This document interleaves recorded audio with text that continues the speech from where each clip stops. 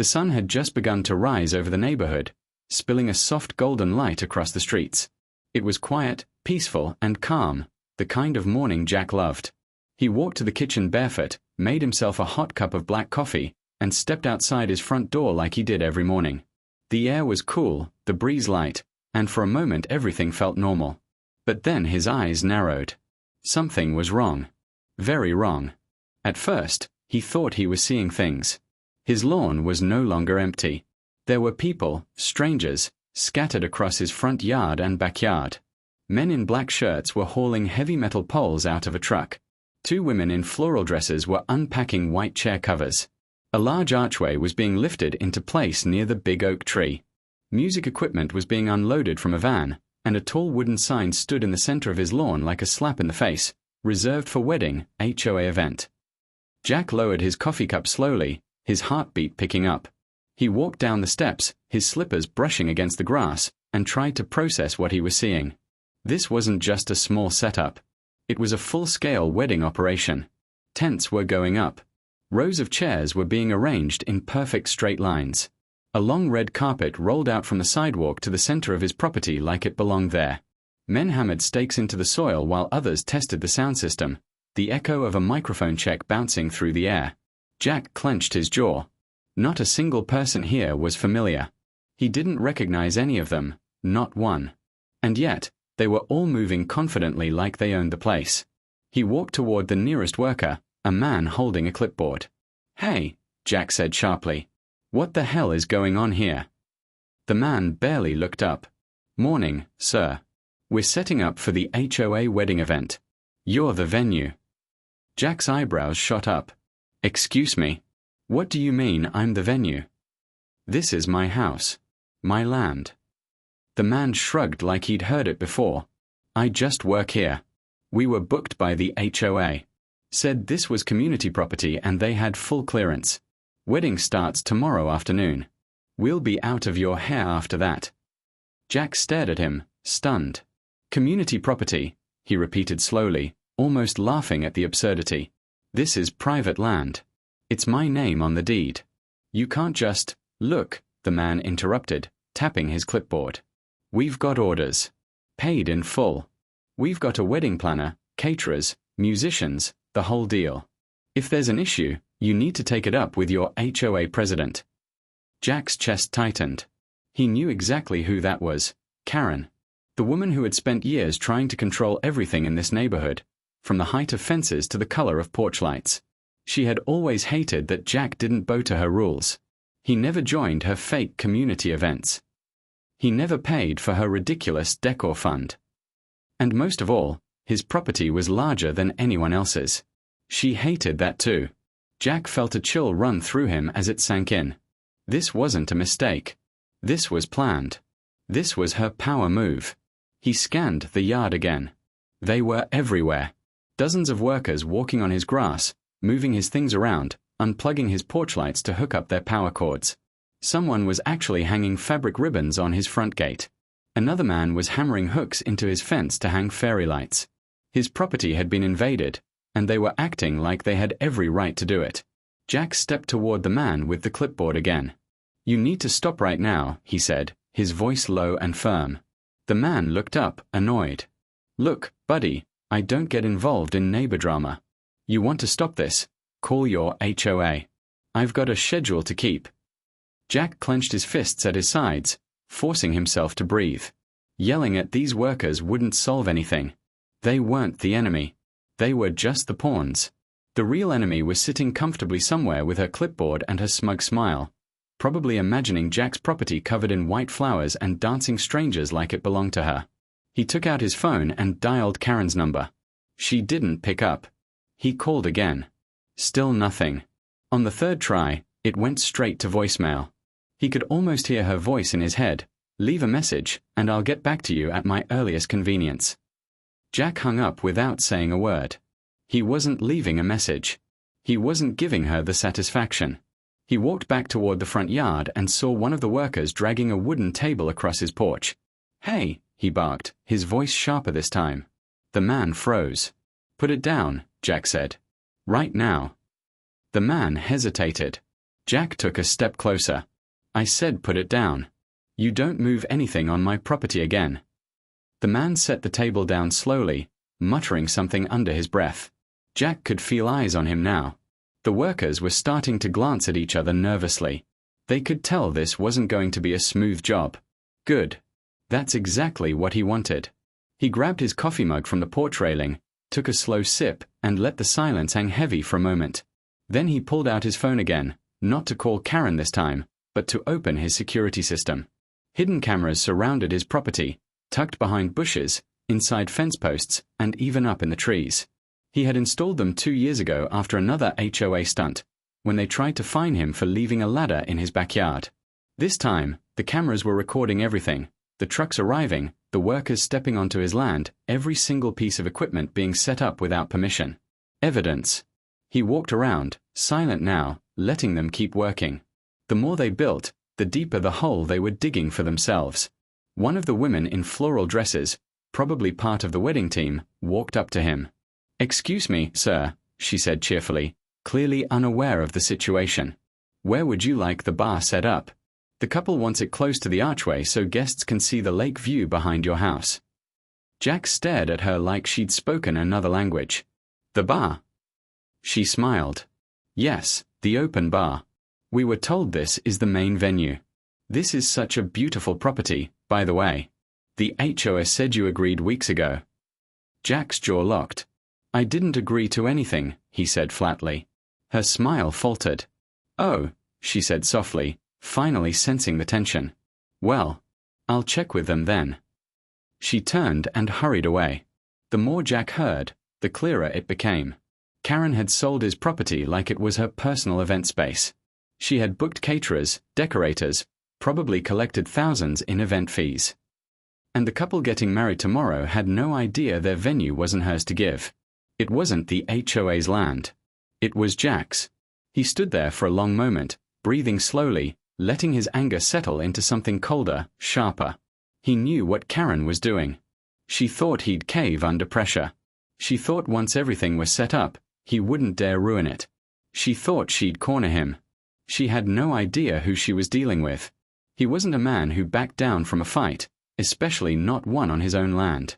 By midday, the lawn looked like a picture out of a wedding magazine. Long white fabric draped across wooden frames. Chandeliers hanging inside the tent, rows of chairs neatly lined up. A catering truck pulled up, and workers started rolling in tables. But behind every beautiful decoration was something rotten: the arrogance of a woman who thought she could take whatever she wanted. Jack walked around with his phone, recording everything. He filmed every banner, every wire, every tent pole, every extension cord. He filmed the big sign at the entrance with the bold letters, HOA Wedding Venue. It was more than just evidence now. It was ammunition. When he was done, he sent the footage to 3 different backups. He wasn't taking chances. As the sun climbed higher, the workers finished their setup and left. His once quiet yard was no longer his. It had been transformed into someone else's party. Jack stood alone in the middle of it, surrounded by other people's plans. But this wasn't their victory. This was the opening move in a game they didn't realize they'd already lost. Because while they built arches and laid carpets, he was building something else. A plan. A storm was coming. And when it hit, Karen and her precious HO wouldn't see it coming until the walls around their wedding dreams came crashing down. By the time the sun climbed fully above the rooftops, Jack's property no longer looked like his home. It looked like someone else's stage. The arch stood tall, wrapped in silk fabric, and the chairs lined up like soldiers waiting for orders. A catering truck had left tire marks on his lawn. It made his stomach twist in anger. This wasn't just disrespect, it was trespassing, pure and simple. Jack didn't waste time. He changed out of his slippers, threw on his jacket, and marched straight toward the HOA office. The path he walked was one he had taken many times before, usually after one of Karen's petty fines or fake notices. She'd fined him for leaving a ladder on his back porch, for painting his shed a shade she didn't like, and once for having a barbecue with too much smoke. But this time was different. This time she had crossed the line. When Jack pushed open the glass door of the HOA office, the familiar scent of fake lemon cleaner filled his nose. The front desk woman, who usually wore a tight forced smile, froze when she saw him. She didn't even say hello. She must have seen the look on his face. Tight jaw, steady eyes, no patience for games. "I need to speak to Karen," Jack said in a low voice. She hesitated. "She's in a board meeting, now," Jack interrupted. He didn't shout. He didn't need to. His voice carried a weight that made the room colder. The woman swallowed hard, then slowly reached for the phone. Within minutes, Karen emerged from the hallway, her perfectly ironed blazer and oversized sunglasses giving her that fake confidence she always wore like armor. She didn't smile when she saw Jack. She smirked. "Jack," she said smoothly, as if greeting an old friend she enjoyed irritating. "I figured I'd be seeing you soon. Lovely morning, isn't it?" Jack didn't move from his spot. "Why is there a wedding being set up on my property?" She tilted her head, pretending to be surprised. "Oh, that. Yes. It's the annual community celebration. Such a beautiful event. We're lucky your house has the best view of the lake. You should feel honored." "Honored?" he repeated slowly. "You booked my land for a wedding without asking me." She waved her manicured hand dismissively. "We didn't need to ask. The HOA bylaws give us the right to use community-accessible spaces for neighborhood events." Community accessible. Jack took a step forward, his voice hardening. "My land is not community property, and you know that. I have the deed. This isn't your backyard. It's mine." She adjusted her sunglasses, still pretending she was in control. "Jack, Jack, Jack. Let's not make this dramatic. This is good for everyone. The couple is part of the neighborhood, and the HOA collected funds for the event. You'll get a small fee for your trouble."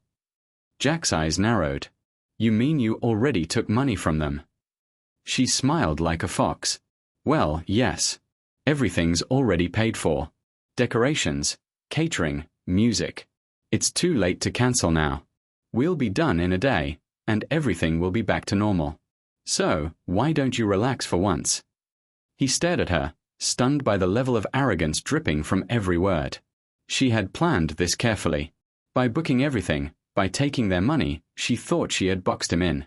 If he tried to stop it, she'd paint him as the villain ruining someone's special day. She'd make the neighborhood turn on him. She thought she was smart. She wasn't smart. She was reckless. Jack leaned closer just enough for her to see the quiet fury in his eyes. "You're trespassing. Every chair, every tent, every inch of setup on my land is illegal."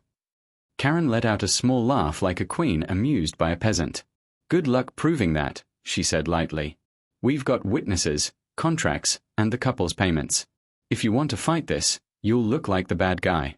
Nobody in this neighborhood will take your side." "I don't need their side," Jack said quietly. "I've got the law." That made her smile falter for the first time.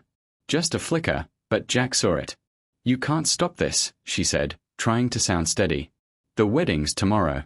Everything is set. People are excited. Don't embarrass yourself." He didn't bother replying. He didn't need to argue with a woman who thought her power was untouchable. He just turned around and walked out of the office. Karen called after him, "Jack, this will happen whether you like it or not." But her words slid off him like rain on steel. Outside, the air hit his face like a slap. He felt that old familiar burn in his chest. Not fear, not frustration, but focus. The kind of focus he used to feel when fixing something that others thought was broken beyond repair. This wasn't just a personal insult anymore. It was a challenge. He walked back to his property slowly, hands in his jacket pockets, thinking through every detail. She thought she had him cornered. She thought because she had the board, the neighbors, and a fake contract, she could take what she wanted. She didn't realize she had walked straight into her own trap. Because unlike the others, Jack didn't roll over when the HOA barked. He'd been preparing for something like this for a long time. When he reached home, the decorations were almost done. He watched as a group of workers were setting up a long buffet table in his backyard. They laughed and talked like they owned the place. A few of the neighbors strolled by, smiling at the pretty setup, unaware or uncaring that it wasn't theirs to use. A couple waved to him like he was part of the party. Jack didn't wave back. He stood silently, letting their laughter sink in like a slow-burning fuse. One of the workers noticed him and hesitated mid-step. The others followed his gaze. Jack didn't say a single word. He didn't have to. His calm, unreadable face was enough to make them uneasy. He walked around the property like a shadow, observing everything, counting every chair, noting every wire they ran across his lawn. He memorized it all because he knew what was coming. Karen believed power came from having people on your side. Jack knew real power came from being right, and having the proof to back it up. As the sun dipped lower, the golden light stretched across the tents, making the place look almost magical. But behind the fairy lights and flowers, a storm was brewing. Karen thought she had organized a wedding. What she didn't know was that Jack had just declared war. And unlike her, he didn't fight with fake smiles and HOA bylaws. He fought with precision. He fought to win. That night the neighborhood slept under the soft orange glow of streetlights, but Jack's house was wide awake. His living room lights burned like a small lighthouse in the dark. He sat at his heavy oak table with a folder in front of him, a cup of black coffee untouched at his elbow, and years' worth of paperwork spread out like a map to war. The sound of his fingers flipping through old envelopes and legal documents filled the quiet air. Outside, he could still see the tents through his window, the wedding arch glowing faintly under hanging fairy lights, all set up by people who thought they owned what was his. The thought made his jaw tighten.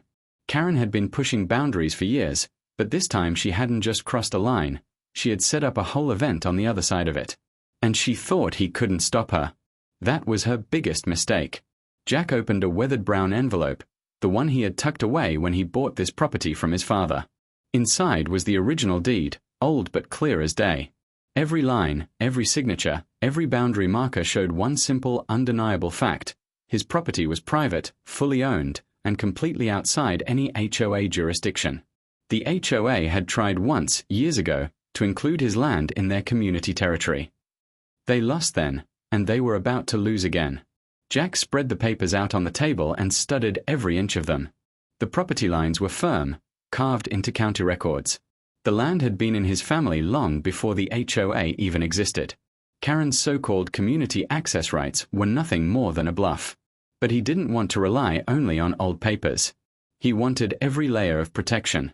He walked to his office, opened a drawer, and pulled out a second folder, county registration documents. Everything was updated and current. He even had a recorded easement agreement proving the HOA couldn't touch a single inch of his lawn. He didn't just have a piece of paper. He had legal firepower. He turned on his laptop, opened the county land database, and pulled up the digital copy of his lot. The bright green outline glowed on the screen like a sharp blade cutting through Karen's lies. There was no gray area. No loopholes. No shared lines. It was his. And tomorrow, she was going to find out just how badly she'd cornered herself. Jack leaned back in his chair and rubbed his temples. He wasn't someone who liked legal drama. He preferred quiet mornings and peaceful nights. But when someone tried to take what was his, he didn't fight with fists. He fought with proof. He picked up his phone and called a number he hadn't dialed in a long time. It rang twice. "Jack?" A deep voice answered. "Yeah," he said. "I need you to pull the old HOA case file for my property, from when they tried to force that drainage easement." The voice chuckled. "Oh, I remember that mess. Karen's little crusade." "Same Karen. Bigger mess," Jack said evenly. "She booked a wedding on my land." There was a pause. Then the man laughed out loud. "You're kidding." "I wish I was." "I'll have the file ready in the morning," the man said. "You're going after her, aren't you?" Jack's voice was steady as stone. "I'm not going after her. I'm ending this." He hung up and exhaled slowly. The weight of the moment pressed on him, but it wasn't fear. It was the heavy, calm feeling before a storm. He turned his attention back to the papers. Hidden among the old deed documents was something he'd almost forgotten about, an additional clause. It was a private property protection clause his father had added decades ago, something no one in the HOA even knew existed. It stated that any unauthorized use of the property could be subject to immediate removal, compensation claims, and legal action without prior warning. In simple words, anyone trespassing would pay. Big. Jack stared at that clause for a long time, a slow smile spreading across his face. He knew Karen. She operated on intimidation. She bullied the weak, bent the nervous, and relied on fear to get her way. But fear didn't work on him. Not anymore. He carefully scanned and saved every document to a secure drive. Then he printed copies and sealed them in an envelope.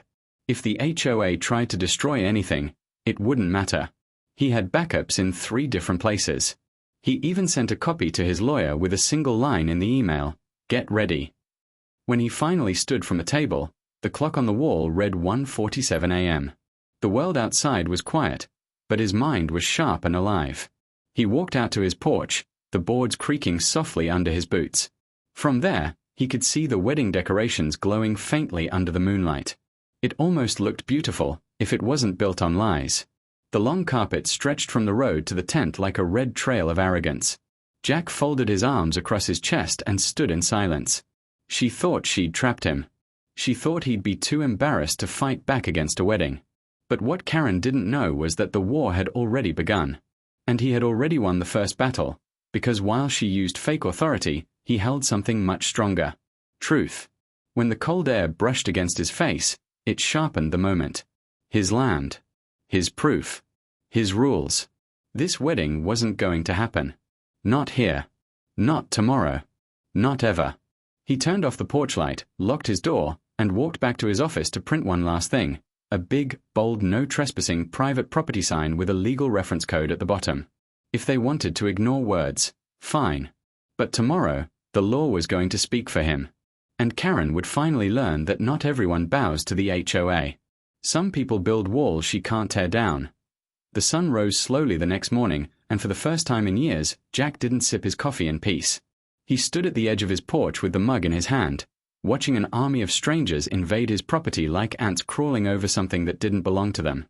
Trucks rumbled down the road, their tires crunching the gravel. A catering van pulled up first, followed by a florist's truck stacked with white flowers and pink ribbons.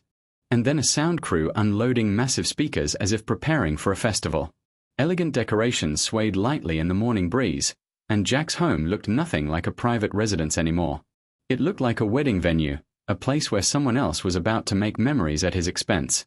His fence was wrapped in white cloth, his backyard carpeted with runners, and floral arches stood tall like monuments of arrogance.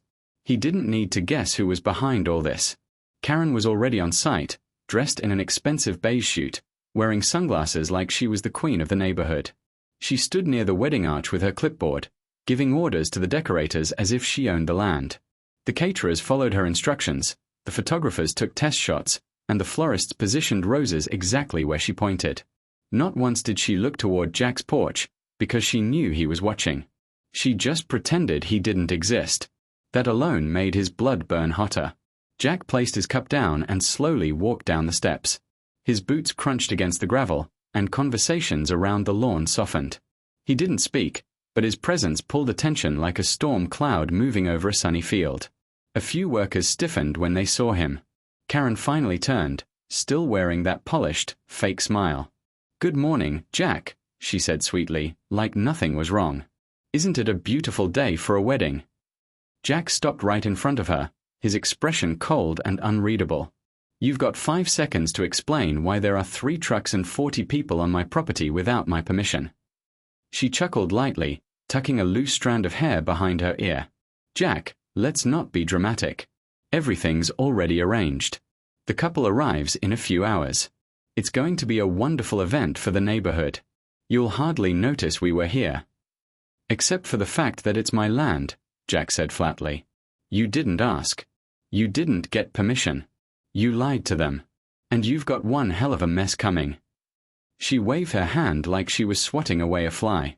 "The HOA has rights, Jack. We went through the board. It's all been approved. The couple paid good money for this venue. You can be mad later, but it's too late to stop it now." Jack tilted his head slightly. "Too late to stop it?" he repeated softly. "Karen, you really don't understand what kind of mistake you've made." Her fake smile froze just a bit, but she didn't drop the act. "Jack, don't ruin this for everyone. It's a happy day. Don't make yourself the bad guy in front of the entire neighborhood." Behind her, several neighbors were arriving, dressed for the event even though it hadn't officially started. Cars lined the street, guests holding gifts and flowers, whispering to each other like they were at some grand community celebration. They waved politely to Karen, completely unaware that the entire thing was built on lies. Jack glanced at them, then back at her, and in that moment he knew exactly how she had played it. She hadn't just taken his property. She'd built a public narrative that made her look like a generous organizer and him like a selfish man who hated community spirit. It was a trap. A pretty one. But it was still a trap. Karen leaned closer, lowering her voice like she was giving him some friendly advice. "If you make a scene," she whispered, "you'll only embarrass yourself. You'll look petty. Everyone will hate you. They'll remember you as the man who ruined a wedding." Jack stared straight into her sunglasses. "You've built this whole thing on stolen land," he said softly. "And you think I care what they think?" Her smile cracked slightly this time, just for a second, but enough for him to see it. She stepped back, trying to recover her confidence. "I've done everything by the book," she insisted. "You can scream all you want, but nothing's going to stop this wedding." Jack's lips curved into a cold smile. "We'll see." He turned and walked back toward his porch, ignoring her little smirk as she turned back to bark more orders. Every step he took felt heavier with the fire building inside him, but beneath that anger was something sharper: control.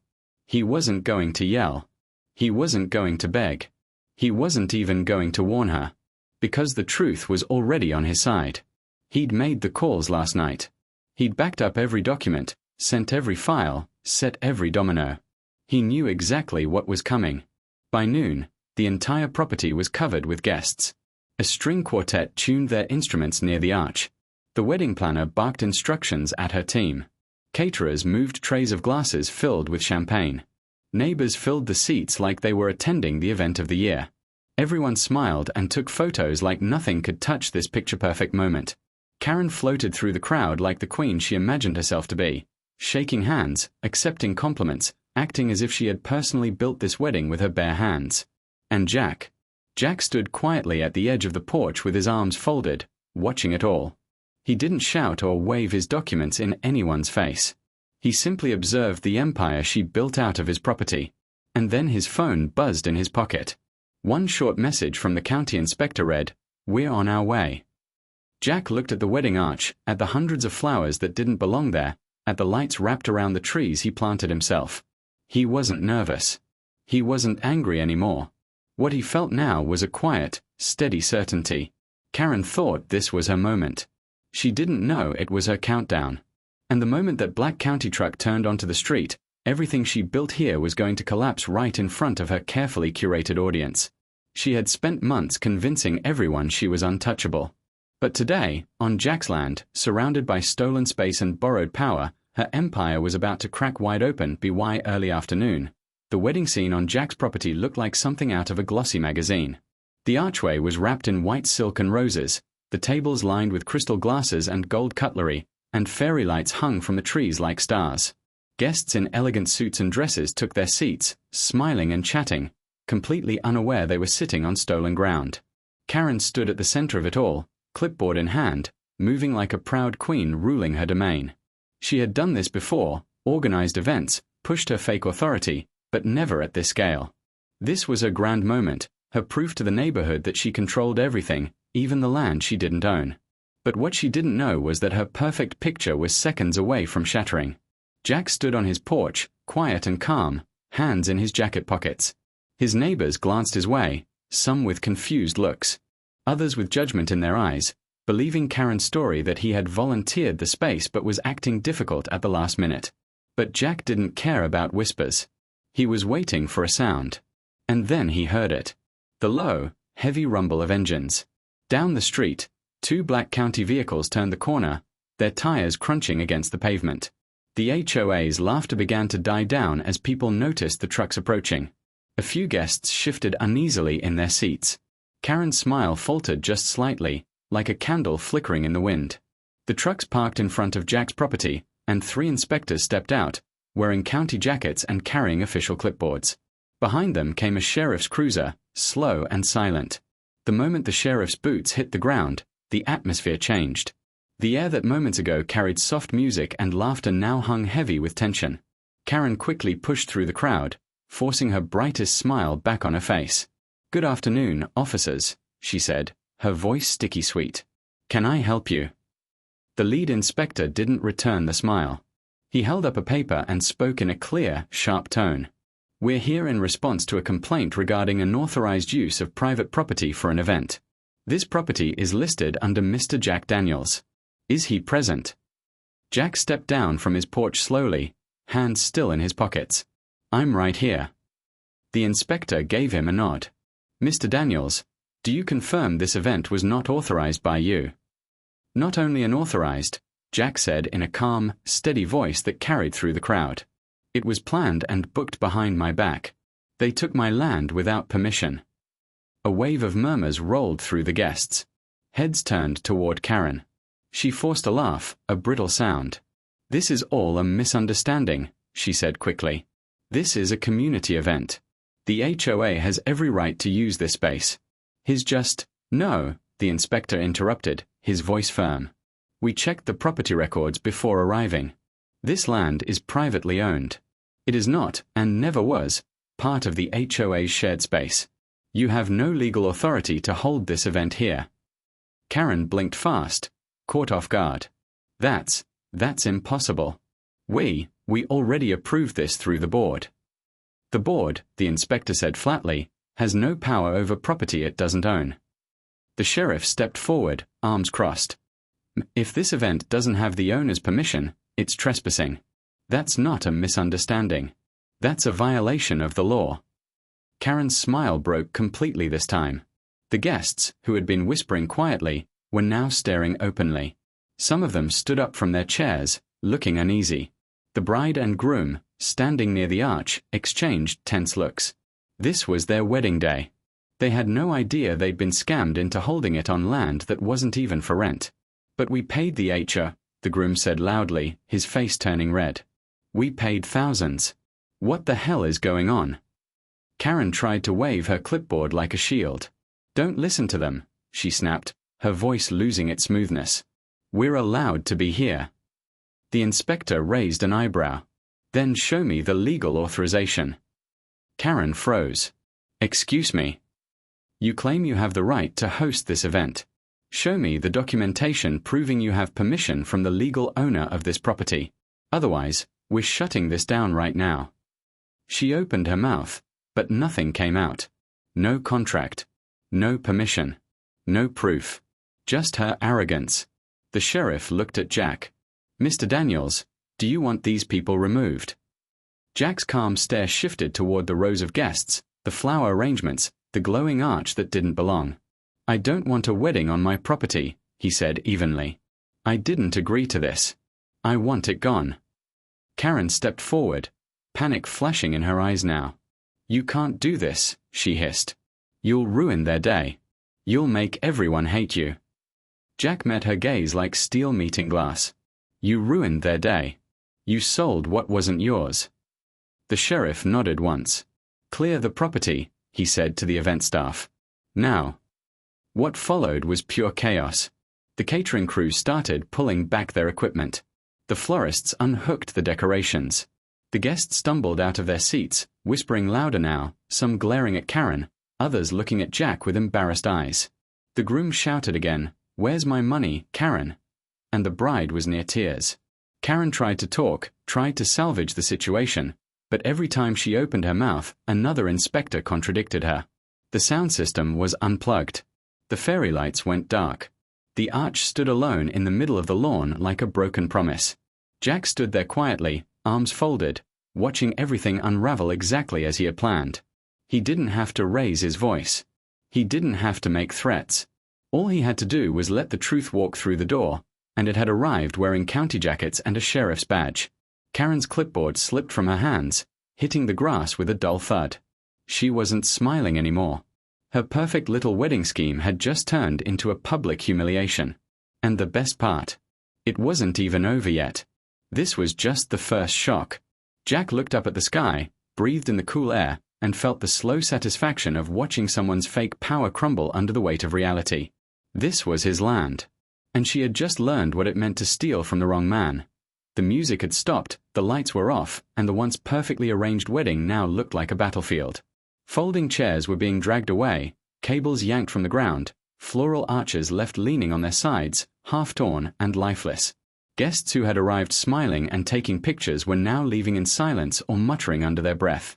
The bride stood near the arch with mascara streaking down her face, the groom pacing with clenched fists. The caterers packed their trays with hurried hands, wanting to get out before the sheriff started taking names. But in the middle of this mess stood Karen, the woman who once controlled every HOA meeting like a queen sitting on her throne. Her blazer was wrinkled, her hair out of place, her perfect smile shattered into something twisted and desperate. She tried to walk toward Jack, but the sheriff blocked her with one look. Her kingdom was falling, and she couldn't stop it. Jack stood near his porch steps, calm, steady, not a single drop of sweat on his forehead.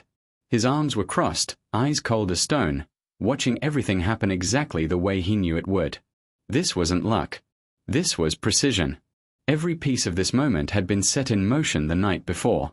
She thought she'd cornered him, but he'd been waiting for her to make this mistake. One of the county inspectors returned with a clipboard, stopping next to Karen. He said flatly, "You are in direct violation of trespassing laws, and you used this property without the legal owner's consent. You're facing fines, legal fees, and possible charges for fraudulent misrepresentation." Karen shook her head like a child refusing to hear the truth. No, you can't do that. This is a misunderstanding. It's just one event. One wedding. You took money for something you didn't own. The inspector cut her off sharply. That's not a misunderstanding. That's fraud. Her mouth fell open, and for the first time, no words came out. She looked at the guests for support, but none of them dared to side with her. The bride's father was glaring at her with the kind of rage that made her take a small step back. The groom jabbed a finger in her direction, shouting, "You scammed us. We paid you thousands of dollars for this." "I'll give it back," Karen stammered, panic rising like water in a sinking ship. "I'll fix this, No," the sheriff interrupted. "You're not fixing anything right now. You're leaving this property immediately." Jack could have spoken then. He could have yelled at her, humiliated her in front of everyone. But he didn't. He didn't need to. The sight of her trembling, trapped in her own lies, was louder than any words he could say. Instead, he gave a small nod to the demolition crew that had arrived moments earlier.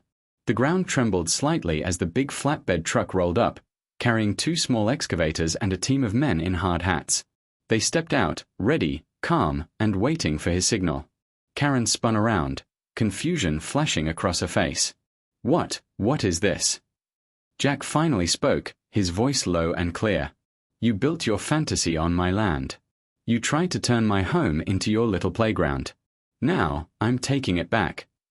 Her face drained of color as one of the demolition workers walked toward the main arch and, with a single kick and a crowbar, sent it toppling to the ground with a dull crash. One by one, the crew began tearing down the wedding setup, rolling up carpets, pulling down tents, loading decorations into dumpsters. The wooden sign that read HOA wedding venue snapped clean in half when it hit the truck bed. The neighbors standing nearby whispered nervously. They had never seen anyone stand up to Karen like this, not in all the years she'd been running the HOA like a personal empire. Some watched in quiet satisfaction. Others watched in shock. Karen rushed forward, trying to stop the crew, but the sheriff's hand caught her arm gently but firmly. He said, his voice even. "They're acting under the owner's direction. You're lucky we're letting you leave without cuffs today. I suggest you step aside." "This is insane," she shouted, her voice cracking. "You can't just destroy everything." Jack's voice cut through the noise like a blade. "You mean everything you stole?" She turned toward him, her mouth opening to argue, but the words died in her throat when she saw his face. There was no anger there. Just a cold, quiet certainty. She wasn't dealing with one of her usual neighbors anymore. She was standing face to face with someone who wasn't afraid of her anymore. Someone who had power she couldn't control. The bride's father approached Karen next, his face red and shaking with fury. "You're going to hear from my lawyer," he growled. "Every single cent, Karen. Every single cent." She stuttered something weak, but no one cared. Her carefully crafted image as the untouchable HOA president had just cracked in front of everyone. And no amount of smooth words or fake smiles could fix it.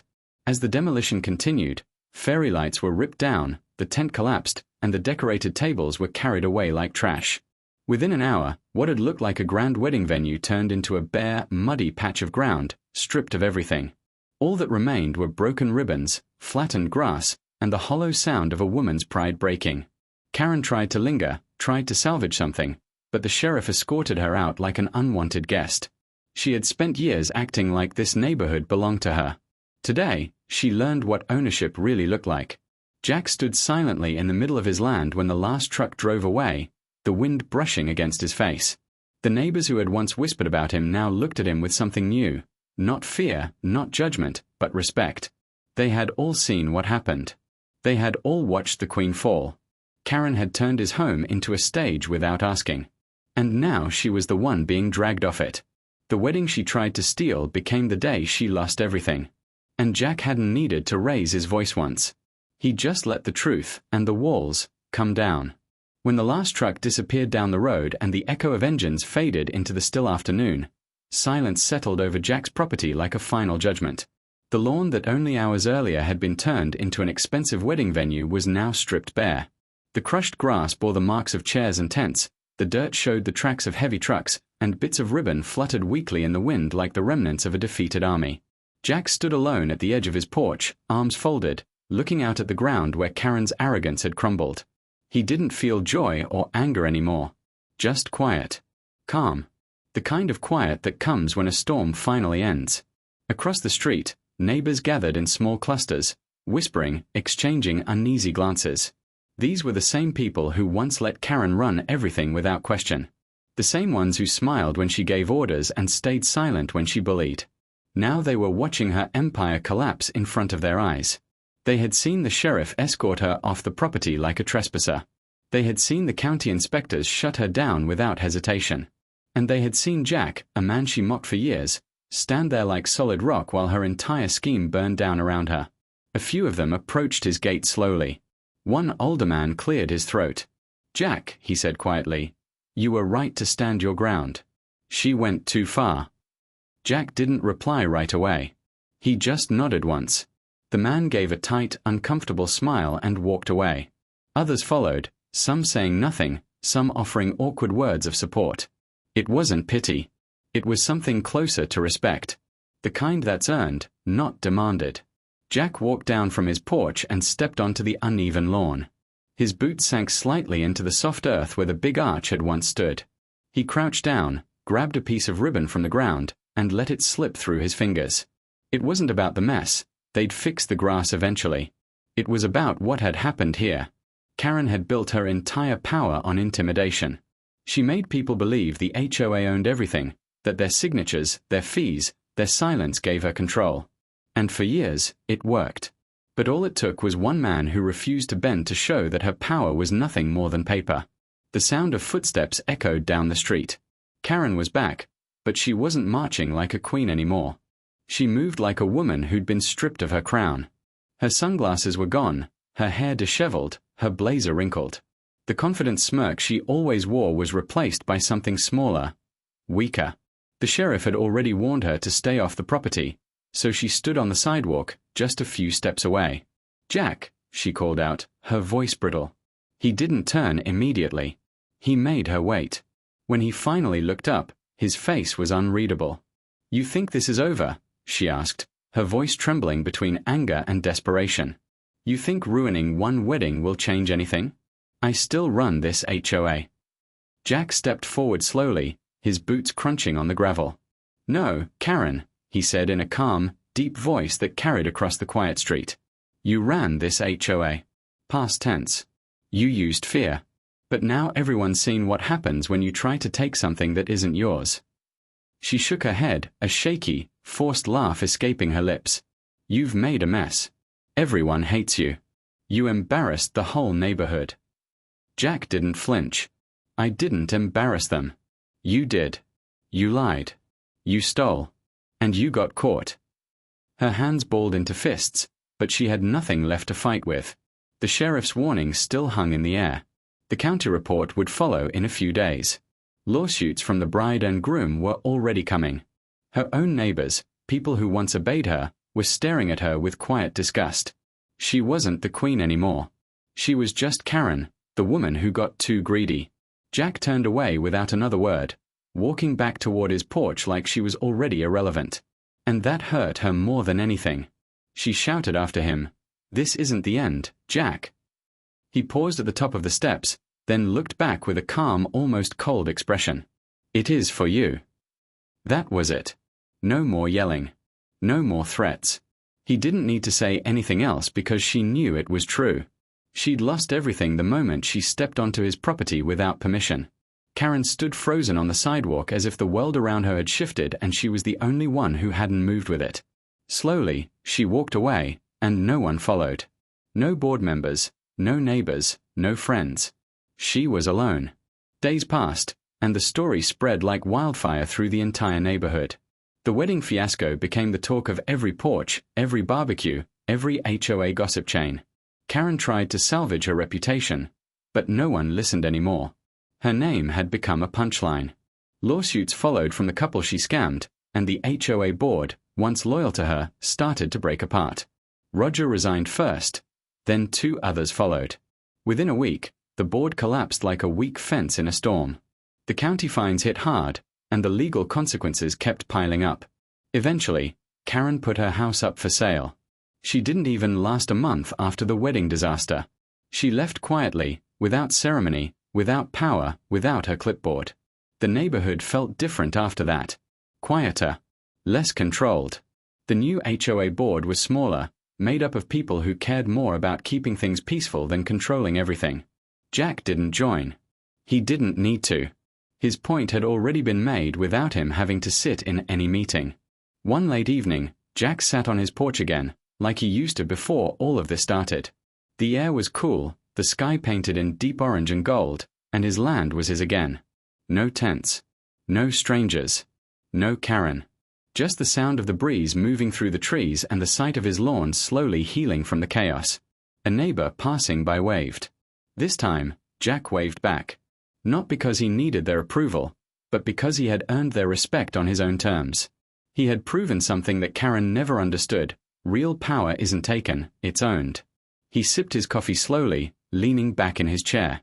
Karen had tried to write her story on his land. But in the end, it was his story that lasted. Her fake kingdom was gone. His home remained. And from that day forward, everyone in the neighborhood remembered one thing clearly. Jack's land wasn't for sale, wasn't for rent, and sure as hell wasn't theirs to claim.